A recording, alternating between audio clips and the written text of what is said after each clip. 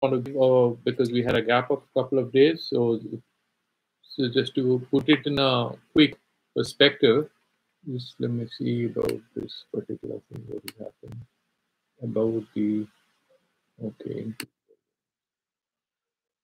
okay, not an issue.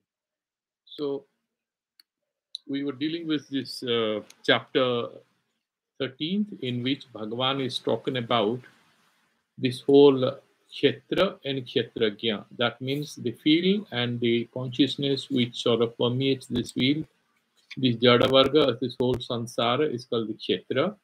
We included there, and kshetragya is the kind of witness self who is sort of overseeing everything.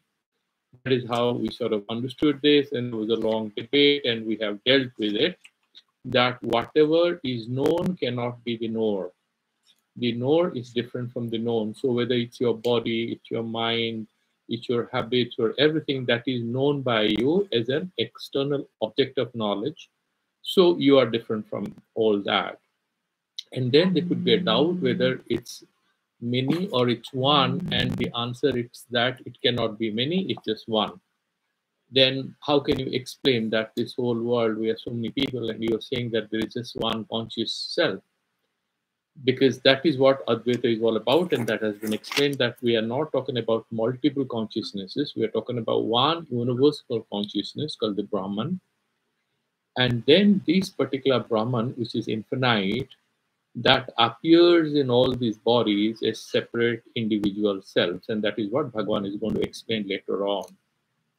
And he sort of has mentioned that Rishibhi Bahuda Gitam Chandu Virvividhi Prathak. And this particular tathya, this particular truth about what is that Ishvara and Brahman has not been universally spoken about by all the great sages and saints and philosophers in our tradition in the same way. Like, for example, in other religions, there's just a one book, and that sort of defines everything, and they will say this is it. But in our case, it kind of varies from person to person, and that's why he's explaining here that Rishivihi and also Chandovi, even in the Vedas, the same Brahman is kind of narrated in different ways, sort of creates a bit of confusion in the minds of students. And then Brahma Sudra Padesheva, even if you look at the Brahma Sutras, the logical arguments which are offered to integrate the apparently diverse statements in the Upanishads and the Puranas. They have all been integrated, and a unified explanation is provided in the Brahma Sutras, a difficult text. So that also is given by the Vinishchitehi, the people who are completely sure about what they're speaking. They are wise people, and they have given this. And he's kind of is mentioning that what is this kshetra, these 24 tattvas, mana, buddhi, ahankara, the five jnanendriyas, five karmendriyas, and then the pancha bhutas, pancha tanamatras together. All these are the pancha indriya gocharaha, all the visayas, and then the subjective aspects like our desires, our thoughts, ichha, dvesa, sukham, dukkham, sanghatas chetana dhritihi, even this body, the so-called subjectivity that you have. Remember this, that this Chetana, this consciousness, there is a difference between the Suddha Chaitanya, which is Brahman, and our individual thoughtful consciousness that we have. We call it the mind. This mind is also Jada. So, I was listening to a wonderful discussion by somebody that there is a set of neuroscientist philosophers these days, and they are saying that none of your thoughts have any substance. Why? Because if you say take a chemical, you might feel very excited. Now that excitement is neither true nor false, and you are neither happy nor sad, because it's only that medicine which is giving rise to a set of emotions. Similarly, just imagine that there is a court case, and maybe you had a minor accident, and the police calls you up, puts a fine, and you have to pay it, and there is a certain tension in it. That is no statement on your consciousness, because these are kind of engineered from outside factors. What Vedanta gives you confidence about is that your pure sense which is within you, that pure self that is within you, is beyond all this, and that is no different from Param Brahman. But then we have a mind, and that is slightly dull compared to that pure consciousness of which we are a part. So we are a part of that pure consciousness. However, right now, the way it sort of functions, it's possible that we consider our mind to be our consciousness, but our mind is not our consciousness, and this mind cannot decide on right or wrong. Why? This mind itself is jada. Jada means what? It doesn't have pure consciousness. Think about it. If there is a person and you give him some drug or you hypnotize that person, his mind is there or not? His mind is there. Is he taking a correct decision? No. He's taking a wrong decision. Yes, his mind has been hijacked. Like you have the drug addicts. Their minds are hijacked. They do whatever that addiction tells them to do. It could be alcohol, it could be grass or anything. Similarly, you have these terrorists ready to kill people because they have been brainwashed. That means neither the brain nor the so called thinking self that we refer to, the bhabuk satta or whatever, the mind, the mental self that you have, these are all jada. Therefore, they are put in the kshetra. That chetana, chetana is mentioned as also a gaya vastu, a particular thing as an object. It's not the pure self that you are. Etat khetram samasena savikaram. Savikaram means all modifying all the time.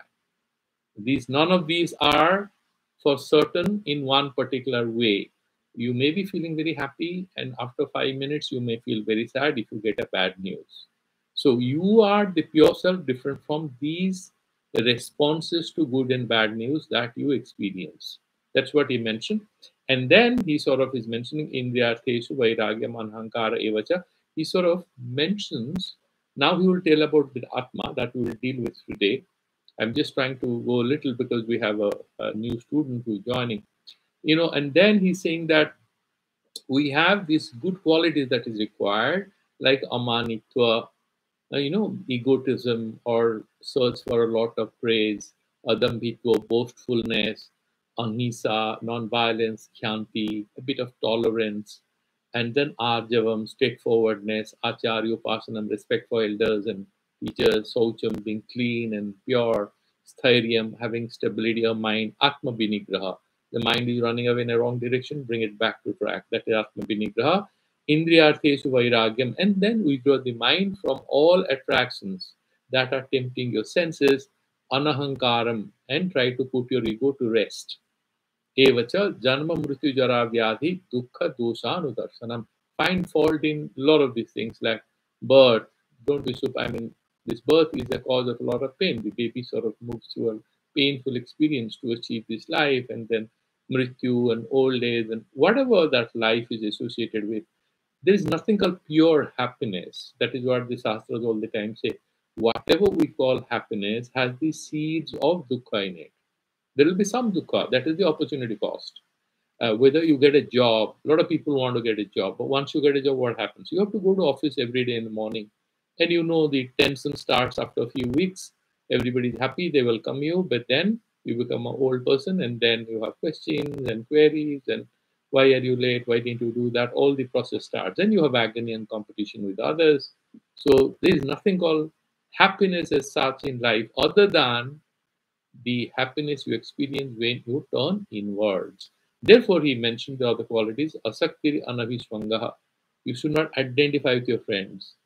And you should not identify too much about the circumstances. Putra dara grihadisu. Too much of a nityam cha samachittatvam. And then you have a balanced mind and ishtanishto papatishu. It's possible that you don't get a good result. It's possible that you get a super good result, but neither be too happy or sad. These are temporary things. Maichananyogena bhakti rabdha vicharini. Then you try to be Ishwara Paraka.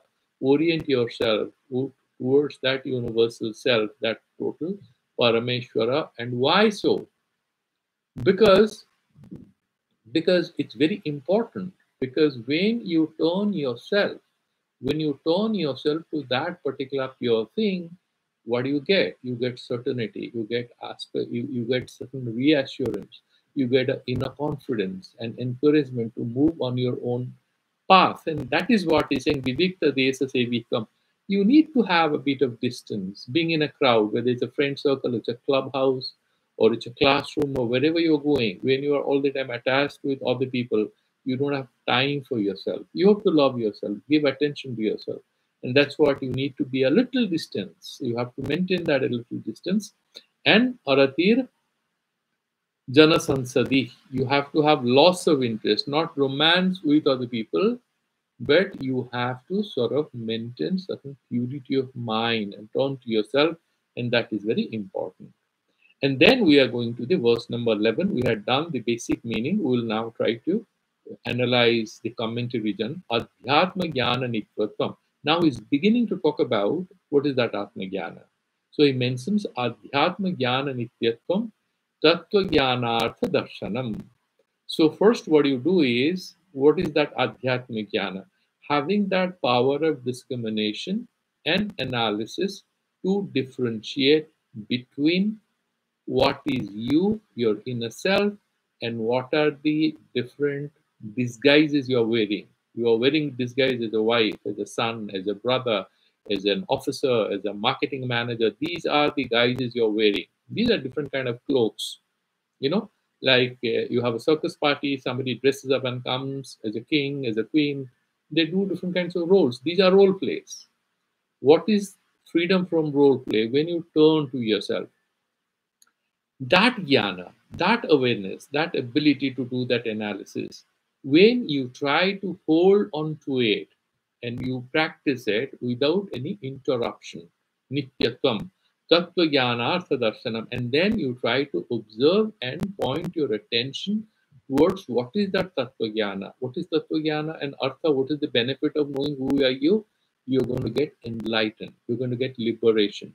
So and darshanam is not trying to look at it. It's not a dog. It's not a lovely dog or a cat or a lion or a beautiful rainbow that you will see with your naked eyes. Here, darshana means alochana, means analysis. Talk about it, think about it. So they say this is what is a mental preparation, isn't it? You mentally groom yourself. You talk to yourself like the sports people. They sort of encourage themselves, shout at themselves, motivate themselves before they're trying to do a high jump or javelin throw or whatever, right? They're like the cricketers, the batsman keeps talking to himself, no, you're not going to get out, manage another 5 overs. You have to talk to yourself. That kind of alochanam.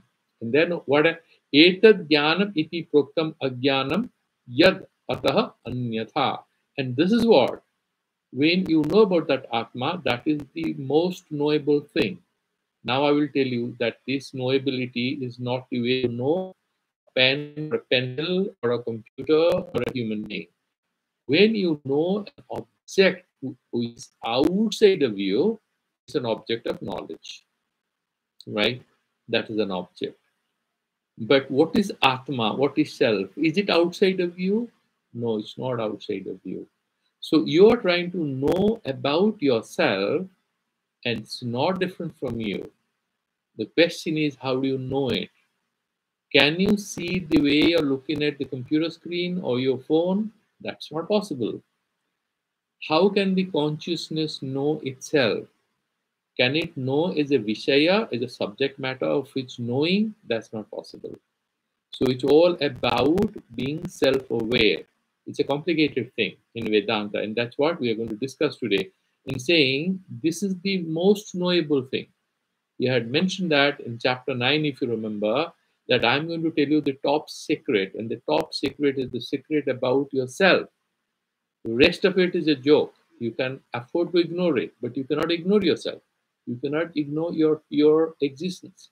If you're not there, nothing exists. So everything that you see or experience is dependent on your ability to grasp, understand, and make use of the truth of your own existence. And therefore, your existence, the truth of your existence, and your consciousness is the most dear thing to your heart. You love your wife or husband or friend. Who loves you? What is the presupposition there? That you exist. If you're not there, love is irrelevant. So, what is the thing that you need to first understand? What is most important in life?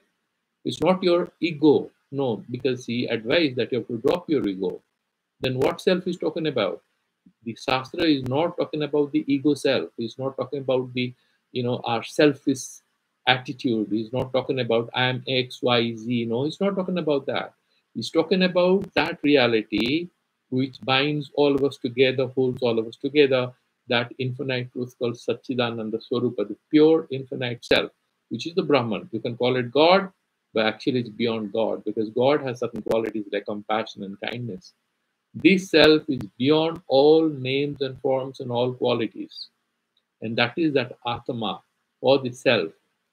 So you, that is the only knowledge. Self knowledge, the only knowledge, and whatever is other than the self knowledge. What is that? It could be computer science, it could be economics, it could be sociology, it could be about making films or making YouTube channels. Whatever is that is ajnana. But why? All these the sciences give you a lot of money and name and fame. Yes, they do, but they don't give you enlightenment. So when he's saying these are all ajnana, he's not saying they're completely useless or completely pointless. No, they are relevant. You need to have knowledge of geography or chemistry or physics or mathematics or business to get some livelihood. These are important. But what is most important is what can give you liberation, what can give you self knowledge, can give you a balance of mind with which you can manage your life in a manner that you can continue to live the way you do, but you shall be unaffected. You will keep smiling within, deep within. Outside, you'll be having tension and you'll be taking examinations, you'll be talking to teachers, you'll be going to your parents, you'll be going to your husband, wife, everything. But you'll have the skill and the art and the understanding to hold yourself together amidst all that is happening around you. And that ability of self recollection and collection, constant recollection of who you are, and remaining collected in a state of balance consciousness, that is the secret of a spiritual life. And that is what is advising, that adhyatma jnana nityatvam tattva jnanartha darshanam. So these couple of things are very important, and this is what is knowledge. The rest of it is a joke, in the sense he's sort of saying that this is not what is going to give you ultimate liberation. Now we would look at Shankara Bhashya, little tricky, but will make it easier. The way we try to read and make sense, it will become easier. Yeah, there's somebody sending some message, but the computer is a little away. I'll send you response after the lecture is over. Adhyatma jnana nityatvam tattva jnanartha darshanam etad jnanam iti praktam ajnanam yatato nyatha. What is adhyatma jnana? You already know about that. Adhyatma, adhibhautika, adhidaivika. Adhyatma is about your body-mind complex, your personal happiness and sadness and states of mind. And adhibhautika is, for example, you have an animal bite, or you can have a disease or anything. Disease will become adhyatma. Adhidaivika is like sudden snowfall, or it could be a cyclone or a forest fire or anything. These are the factors which give us some trouble. That adhyatma about our own body mind, the whole biochemical changes in our states of mind and everything. Atmad Vishyam Jnanam, Adhyatma Jnanam. What is Adhyatma Jnanam?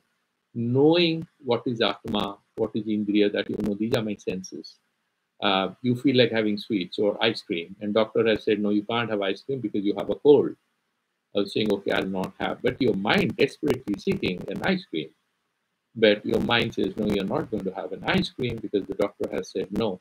So you are able to distinguish between your different senses and the demands they throw at you and who you are, and that you need to hold yourself and carry yourself forward.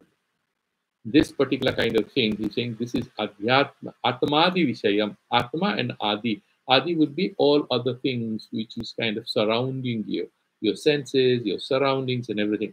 That is adhyatma jnanam. Tasmin nitya bhava nityatvam. So the ability to practice that discrimination, that I am this, but then I have these thoughts and etc. That is what is adhyatmic jnana, but you have to have a continuous practice of this awareness. That's number one. Amanitwadinam jnana sadhananam bhavana paripaka nimitam tattva jnanam tasya artho mukhyaha. What is that he mentions in the verse? Tattva adhyatma jnana nityatvam. So what he's saying is this adhyatma jnana nityatva, the continuity of self-awareness, how does it materialize? How do we get at it? So he's explaining, you get it there at that particular consciousness, at that particular success, an intermediate plane of a successful self integrity. You achieve how? You achieve it by dropping your desperate search for praise, words of praise and applause. You're not looking for it. Number one, you're dropping your boastfulness. You're having a balanced mind. You're dropping your ego self, your selfishness. When you drop all this and withdraw from the external senses, when you practice all that, he's saying these are the causative factors to allow you to have adhyatma jnana nityatvam. So then what he's saying that paripaka nimittam tattva jnanam. So then you are aware of that atma thing, that you are constantly being aware of the self because you are doing these yogic practices of self-control and mental sort of kind of, you sort of have a practice of self-denial when it comes to temptations or other things, and you're doing your breathing exercises, you're being loving, having loving kindness to others, you are not doing violence towards anyone, you don't hurt anyone. These are the qualities which gives you the internal ability to be aware of yourself without any guilt and without beyond sadness and elation, which is external. But you have the wealth of inner happiness, which is not visible to others. You are quietly happy within. Tattva jnanam tasya artha. And what is the result of that if you become like that? He's saying if you can have that tattva jnana, the result is enlightenment or moksha. Next. And then what is that moksha? What do you mean by moksha? It is liberation. Sansara uparamaha. It's not that you will go to heaven. We don't talk about heaven in Vedanta. The liberation is here and now. What it requires, you don't require a spacecraft to go to heaven. You need to go within yourself and you will attain that self knowledge here and now. It's not about going anywhere. No temples. You're not going to go to any gurus, any pilgrimages. You can do all that for fun. That is fine. But the real turnaround starts when you turn to yourself. Sansara uparamaha, and withdraw from the external world. Not physically, but of course you have to maintain distance, but you sort of return to yourself in the best sense of the term. Asya alochanam, and that is the darsana, tattva jnana darsana. How do you do? By reading things about it, motivating yourself, reading the lives of saints or good people, which is inspiring for you. Tattva jnana artha darsanam, tattva jnana phala alochanam. If I study hard, I'm going to get recognition. If I invest money properly, I don't have to borrow. If I practice loving kindness to others in office or in school or college, I'm not going to be a butt of jokes. People will respect me because I'm already loving and respecting everybody. So people are not going to be, at my back.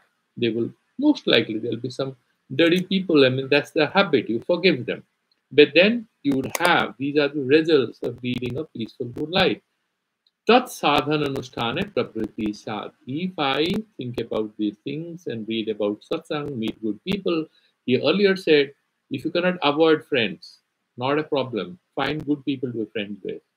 Because if you have bad friends around, that's like poison. That's what we have discussed earlier. Etad amanitvadi tattva jnanartha darsanantam is a result of practice of these virtues, and then through these reading and meditation on what is the meaning of a spiritual life and what is the meaning of meditation of the self, uktam jnanamiti proktam jnanartatvat. That is the result of the whole process of enlightenment. That's what is mentioned here. Ajnanam yat ataha asmad yathoktat. What is ajnana? Then what is ignorance? Whatever is different from what we discuss right now is ajnana. Not like illiteracy, that you don't know English or Sanskrit or you haven't studied up to school. No, that's not what we're talking about. You may be highly educated, you may be a university returned scholar, and at the same time, you may be full of anger and ego and avarice and bias and prejudice, which a lot of people are today, right? So that is what is Ajnana is saying. Asmad Yathokat, the way we talked about what is knowledge or what is self awareness, if you don't have this, we can say you're self ignorant. Anyatha viparyayana, because you have a faulty understanding of yourself. And what will you have? You will have manitva. You will be desperate for praise and applause and recognition. You are all the time seeking approval of others. What else? Dambhitvam, boastful. I do this. I don't care for people.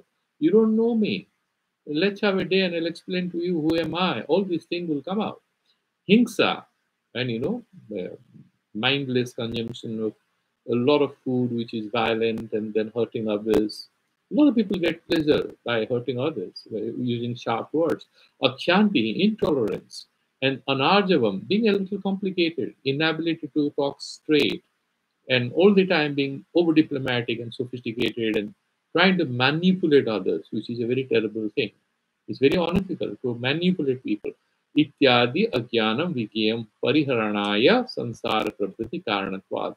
Why should you avoid them? What is wrong with it? That makes you powerful. He says, yeah, you will become powerful, but don't forget, where are you going to be by being so powerful? You're going to be in the sansara, this material world. And this material world is essentially a prison. So you will be a prisoner.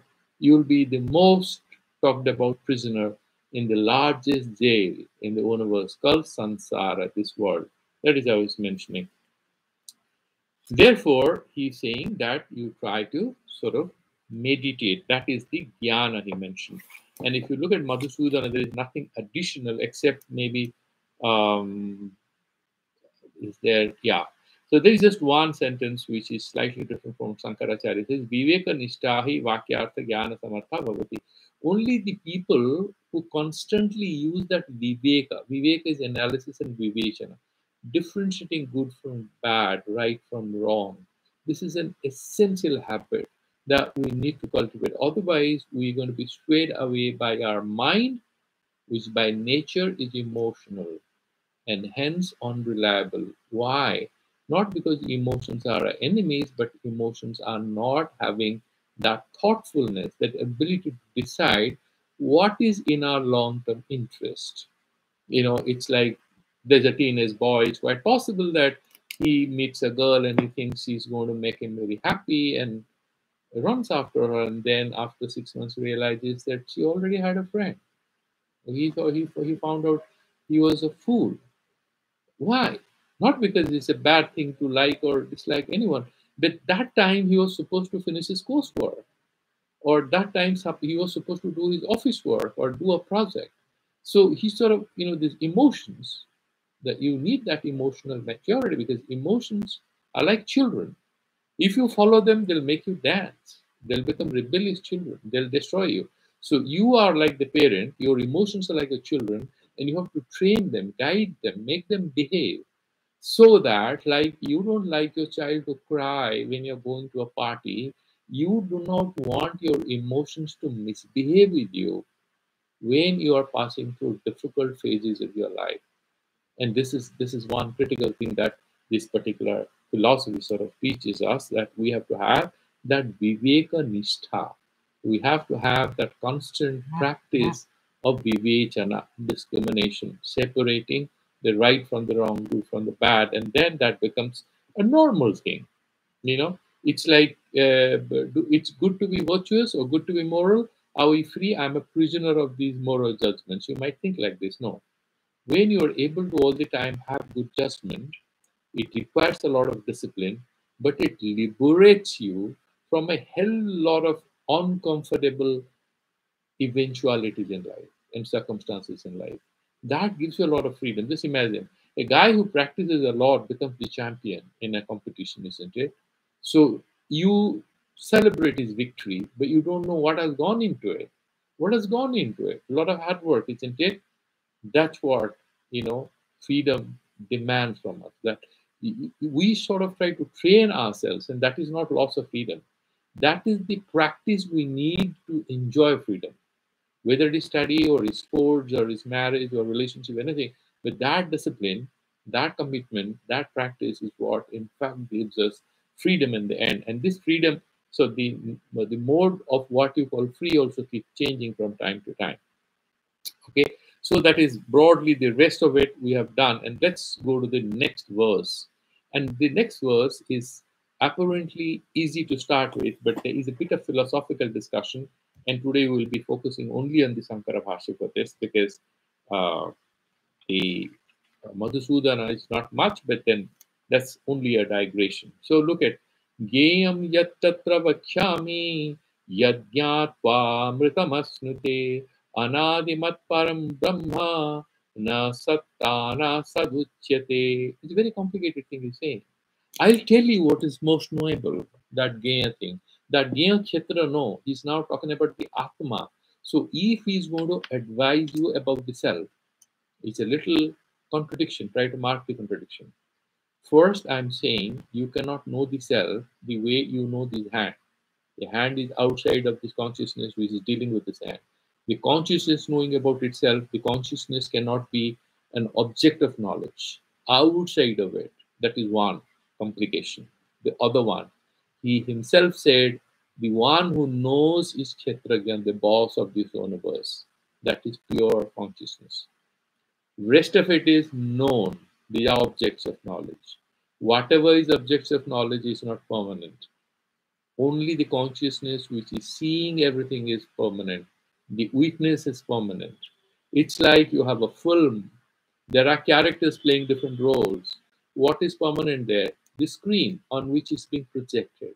That white wall or that film screen remains what it is, and then you have a lot of fights and dances and a lot of songs and relations and dialogues happening on it.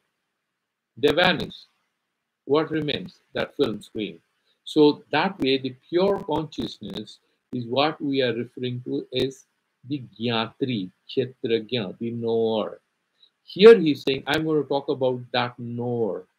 So when I'm saying I'm going to talk about something, that is meant for you to understand, which means this is something which is gain for you. So this is another conflict which is coming. But understand, these are manners of speaking. In Vyavahara, in the normal thing, like for example, you say, what are you cooking? Why don't you say this, what are you cooking? You say, I'm making pastry for you. I mean, if pastry is already there, what are you making? I am making a pastry for you, right? I am making spaghetti for you. How can you, I mean, spaghetti, okay?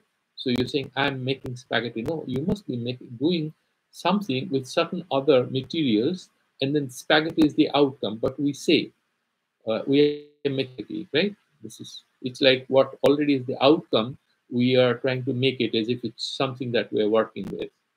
Similarly, we are the self, but we are using the language as if this is something that we are trying to know about, because it's a very complicated matter in Vedanta.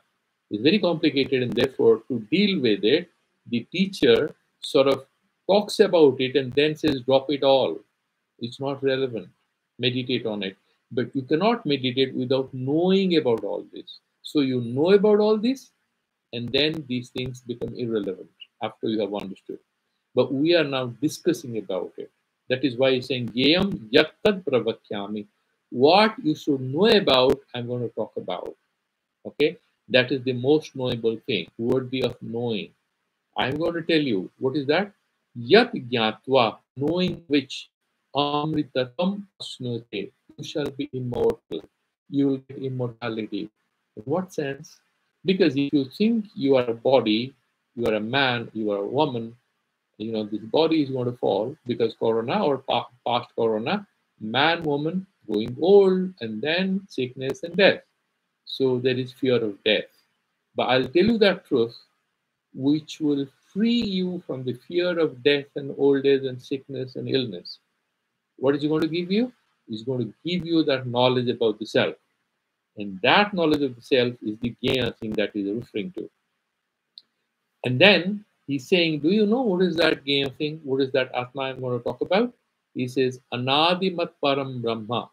This particular self that I'm going to talk about doesn't have a beginning. Anadimat. Adimat is having a beginning. Anadimat is without a beginning. And then he's saying Param. It's beyond everything. Beyond all that you can see and hear and talk about. We are talking about it, and you're saying it's beyond.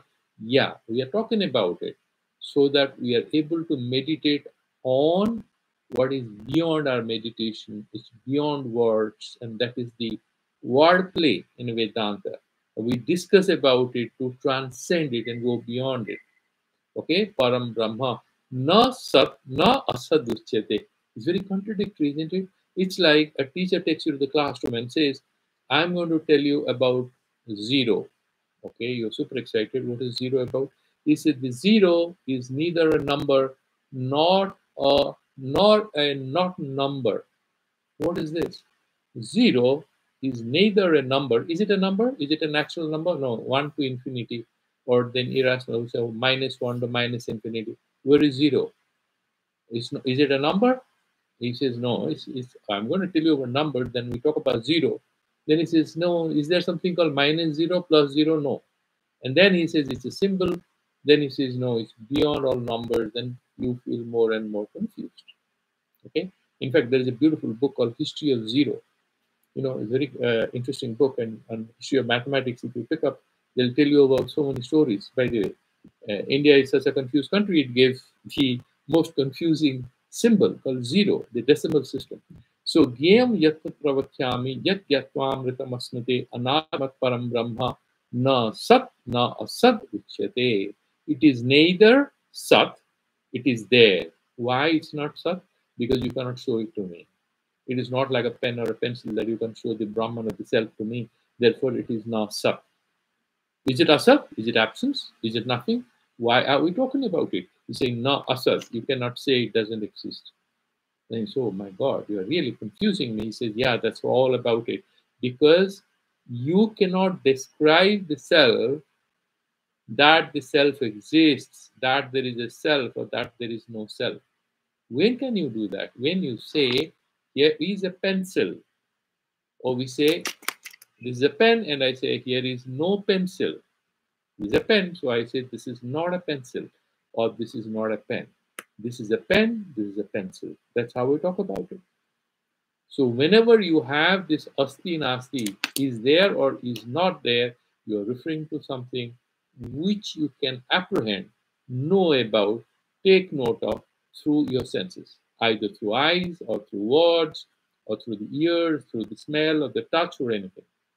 The Brahman of the self cannot be reached with the help of your senses. Can you smell Brahman? Can you smell God? Can you smell Atma, the self? Can you smell? No. Can you see? No. And can you touch? No. But then you're saying he exists, or she exists, or the Atma, the self exists. How do you talk about it? He's saying, that is why I'm saying it is not Sat. You cannot say it is there or it's not there. Why? Because this reality, to be able to say it is there, it's not there, that is there, not there, is outside of you. Isn't it obvious? I'm saying the pencil is there or pencil is not there. I'm referring to something outside of me.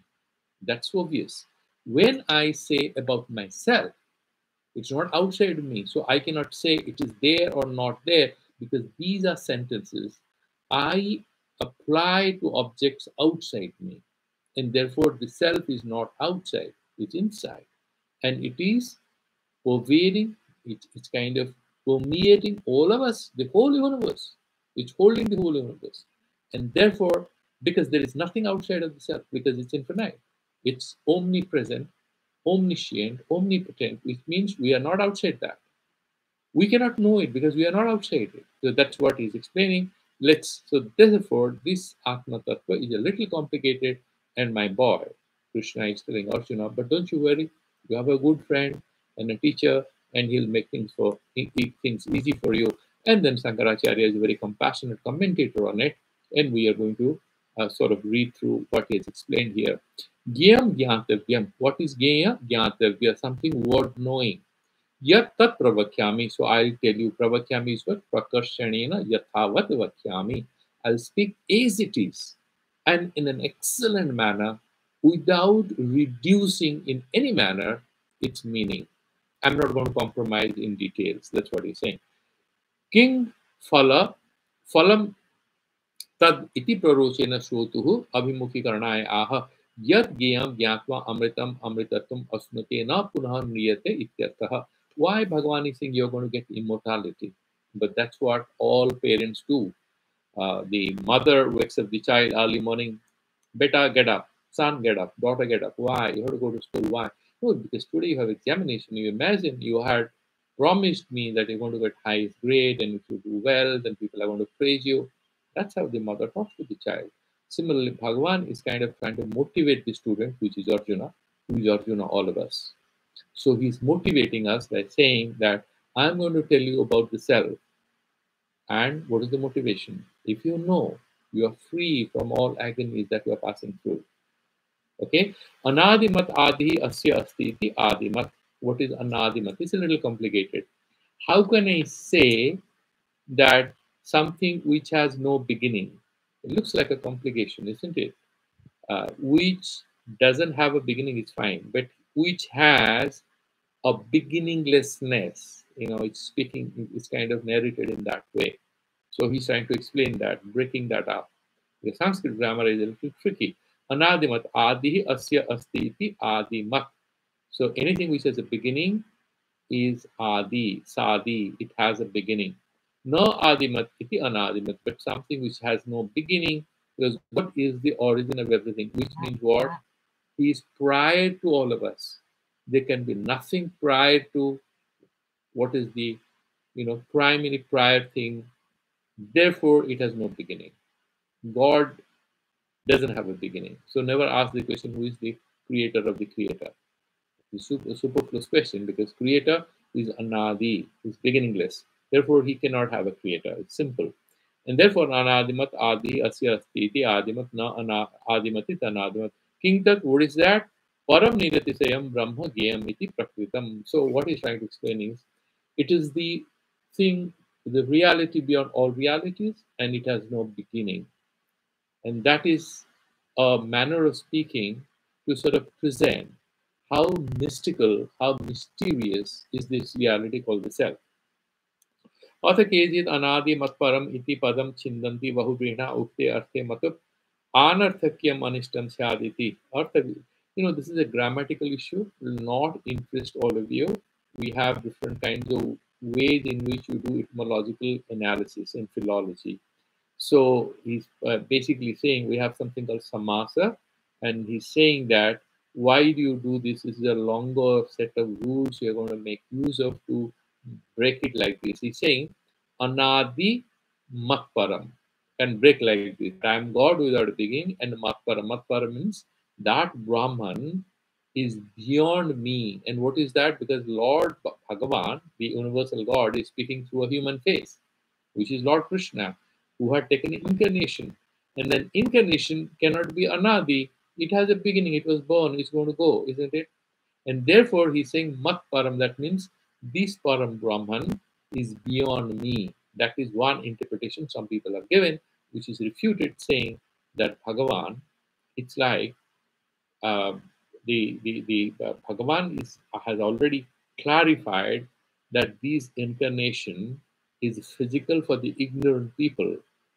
It's like this the space inside this pen is pen space, and this pen space is no different from the space. And Bhagavan has clarified that I have assumed this name and form. The stupid ones who do not understand my game, that I've come here to educate you, they think I'm a human being, or I'm a physical body, I'm born to a human being. But actually, this is all an illusory reality created by me in order for you to understand the secret of existence. So the incarnation is essentially a magical presentation of a perennial truth. And this incarnation, because it's verily the perennial truth, there is no perennial truth beyond the incarnation. You know this pen space is space only. You cannot say the pen space is inferior to space, because the pen space is no different from space. So Lord Krishna or Ganesh or Durga that you're worshipping is a name and a form of what? That infinite reality called Brahman. So you cannot say this God is inferior, that God is more powerful, and there could be fights. No, all these are jokes. These are the devotees who are fighting amongst themselves because of their own stupidities. Those who have studied Vedanta, they know that everything, it's like, you're going to take a bath deep in the Bay of Bengal. You can do it at Calcutta, or you can go to Trivandrum, you can go to Bombay. It remains the Indian Ocean. But you say, I took a bath in Bombay, then the other one says, I took a bath at Cochin, another says, I took a bath at Trivandrum or at Chennai, or maybe Visakhapatnam or Calcutta or Paradip or Puri. These are names depending on where you are located. There is no difference in the ocean. Same way, whatever names and forms we attribute to that universal reality called the Brahman, it's our problem, our solution, depending on our comfort level. God is not affected by it, or the Paramatman is not affected by it. That's what he's therefore Anadi Mat Param, that is beyond me, that Param Brahma, that interpretation is faulty, which is refuted by Sankaracharya and others, including Madhusudana Saraswati, because Lord Krishna is very Param Brahman in that story. He's just taken a human form. It has nothing to do with the ultimate reality that he represents. अर्थविशेषं च दर्शयन्ति अहम वासुदेवाख्या parasakti yasya tat matparam iti. So he's making fun of these interpreters who are trying to say that, look here, I'm Vasudeva, a guy with a name and a form, and then a lot of people identify with me, but the reality that I'm referring is what is beyond this name and form, is superficial, when he has already presented the truth. Satyam evam, that is true, no problem. Apanurakyam syad artha chet sambhavati, na tu artha sambhavati brahmana sarva vishesa pratisedana eva vijigyapaisi tatvad na sat tad na asad uchyate iti. He's saying, if Bhagavan, if God, if the Vedantic understanding of God or the Paramatman were allowing names and forms, then Lord Krishna will say, look here, I'm a little Brahman and there is a great Brahman beyond me. When Vedanta says the truth has no names and forms, no limitations. Even you are a human being, I am a human being, but as pure consciousness, deep down, you and me are enemies and friends across the border, inside the country, outside the country, all of us are part of one unified whole as consciousness. But we have taken names and forms based on our own past karmas and our desires. This is an illusory difference that doesn't deny the reality of the universal existence of that particular Paramatman or the Satya. That is what he's saying. The differences will remain at a phenomenal level. These are all phenomenal. Somebody will score 90%, somebody will score 60%. That doesn't mean that the fundamental reality is untrue. And he's saying by meditating on that fundamental reality, you are better placed to handle the phenomenal reality with a balanced and a peaceful mind. That is the main advice. So therefore he's saying Sarva Vishesa Pratisedhena. So you sort of remove all adjectives. When you're talking about God, He's kind, compassionate, angry, jealous, these adjectives drop. Why? Because for us, the Brahman is beyond all names and forms. And these qualities he assumes to be kind to us. As a need arises, he takes up that role. The mother plays with the child, behaves like a child. Doesn't say the mother becomes a child. The mother becomes a teacher in the evening with her child. And then she plays with the child in the afternoon. She neither becomes a sports person, nor becomes a cook, nor becomes a teacher. She's herself. She's assuming different roles. Similarly, that Paramatman assumes different roles as a god or a goddess or anything. That doesn't deny the existence of the holistic, infinite, and unfathomable, that reality that Bhagavan is, Parameshwara is, that is not affected. That is why we say Punnamidam Punnamada. Why do we say that every day? The infinite remains infinite, the complete remains complete. These are projections, and we have to live with it, deal with it. Then he's saying, Vishishta Sakti Matva Pradarsanam Vishesa Pratisidhacha iti Vipratisidham. So we cannot say that I am Lord Krishna, I am Brahman with name and form, and there is something beyond me without name and form. Why? Because that fundamental reality is always without names and forms. So you cannot say that I am God with a few qualities. If you say that, then again you cannot say that I am God without qualities, because these are counter to each other. So therefore, let's have some kind of a non-conflictual way of dealing with that ultimate truth. by rejecting all names and forms and adjectives. So far Bhagavan is concerned, or Parameshwar, or that Atma or God is concerned. Tasmad matuba bahubrihna samanarthatve api prayogaha sloka punartha. So he's saying, don't bring in these grammatical rules to break it in a certain way, which is completely useless and, by the way, affects the way we understand Paramatma. Amritatva phalam gyam maya uchyate prarochanena abhimukikritya aha. And therefore, in order to raise the level of excitement and motivation in the student, which is Arjuna, Bhagavan says, Na sat tad gyam uchyate na pi asat tad uchyate. And do you know what is that self? Knowing which will become immortal. It is neither sat, it is neither, it's like a pen or a pencil, it exists, or you cannot say it doesn't exist. It's a very complicated thing. ननु महता परिगर बंधेन कंठवरेण उद्विध्य ज्ञेयं प्रवक्ष्यामीति अननुरूपं मुक्तं न सद असद न असद उच्यते इति. Then the student says, sir, you kind of funny guy. You brought me into the classroom saying that today I'm going to tell you about God. And I was super excited. I came in, and then you put your hands on your waist and you talk like a king saying that today I'm going to declare what God is. And when all of us are attentive, you suddenly turn around and said, you cannot say God is there, you cannot say God is not there. It just created a bit of confusion. You started off with a big promise, and you started off with a bang and ends up with a whimper. What is this? The student asking. And Sankaracharya is responding, he's saying, nah, don't worry, no problem. Anurupam eva uktam. No, it's very much in line with the promise that I'm going to tell you the top secret. And what is that? Katham sarvasu hi upanishasu gyam brahma neti neti. There is this sentence, I'll just read out. There is a particular sentence in Brihad Aranyaka Upanishad. How do you know what is that Brahman? He says, na iti, not this, not this. Neither sthula nor sukshma. Not this. It is neither earth, water, or fire, nor it is air or space. Not this, not this. Neither it is physically, materially available to the eyes or the other senses, nor it's something which is invisible but exists. Neither sthula, neither physical, neither gross, nor subtle. That's what it is saying. So, what is that sentence? Athata adeso neti neti, nahi etasmad iti neti. There is nothing beyond this. The Brahman is beyond everything. Beyond that, there is nothing. Anyat paramasti. Beyond that, there is nothing else. Atha brahmana adesa neti neti iti tasmad adesad anyaha margaha nasti. Beyond this advice about Brahman, that this is the ultimate thing, there is no other advice to give. So far, the philosophical texts of Upanishads are concerned. Anyam upadesha kramo nasti.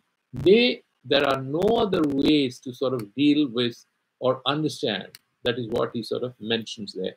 Brihadaranyaka Upanishad, it's 4:22. Asthulam, ananu, and then he mentioned that it is neither subtle like an atom, nor it is something obtuse, physically visible. That's also in Brihadaranyaka Upanishad 3:38. Ityadi Vishesa Pratisedana, that means God doesn't have a form or name or anything. Eva Nirtisate, that is how we point at or refer to the Parameshwara or God or whatever you call it, or the self. No idam tad iti vachaha ajo agochuratva. Because there is another sentence that you cannot even describe God, you cannot describe the self with whatever words you use. And then we will have the discussion why we cannot describe about God. Why we can talk about all the philosophy we're doing, but in real terms, the way I'm referring to this is a pen. In the similar way, I cannot refer to God. Because why, I'll tell you. This is a pen. It has a certain shape. God has no shape. It has certain quality. It helps me to write. God has no qualities. And then it has some kriya. It can move. It can write. God has no kriya. There is no movement in it. That is the absolute thing. For God to have movement, there must be some space for God to move. But God is omnipresent. You just said that. Where does he move? What is omnipresent is everywhere. Where does it move? What movement are we talking about? So it is also niskriya, niskala, and it has no parts, neither part, because it's not a physical thing. It has no parts, and therefore, how can I refer to God the way I refer to this pencil or pen? Therefore, I cannot describe God through words the way I describe a physical object. And we will do the details tomorrow. We have sort of completed 1 hour, so I'll stop here. If you have any questions in Google Meet, you can ask. I'm putting off the YouTube.